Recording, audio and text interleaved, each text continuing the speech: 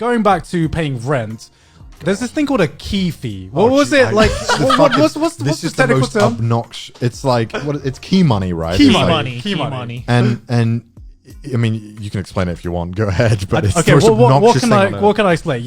It's 2 months of rent. Sometimes can be one. So the amount is about 2 months of rent that you pay to the rent owner to say thank you for renting me your place for free. Like you don't get it back. Yeah.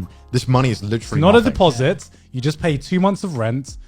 Which you also have to pay a deposit. And then on top of the deposit that you have to pay. It's basically a dick sucking fee. Like that's what it is. It's like, thank you so much for letting me stay in your apartment. That's what it is. And then it doesn't end there, because you then have to pay the rental, the agency that got you the house. You have to pay a month's rent to them as a fee, which is just stupid, because I think in every other country, they take their split from the person renting the house, right? Like not from you, because renting a house you shouldn't have to pay like 6 to 8 months up front. That's ridiculous. Yeah. And I think it's the reason why a lot of homeless people here also struggle to get houses, because how the fuck are you going to get 6 months worth of rent and money? Are you kidding me? Like that's like insane. You expect when you look at the rent, you expect like, okay, this is how much I'm going to pay for the first month. I pay a deposit.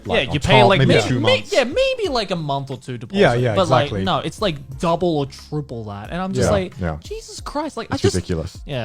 Stupid. It's like 6 months worth of rent in one sitting, and you're not gonna get like 2 months of that back at all, because they want you to stay in that apartment. They don't want you to leave. Right. Yeah. And I like going around. I like moving, getting a new place, seeing how things are, knowing what I like and don't like. But now it's pretty much just solidified that I'm not leaving this, because I'm gonna get charged out the ass if I want to move.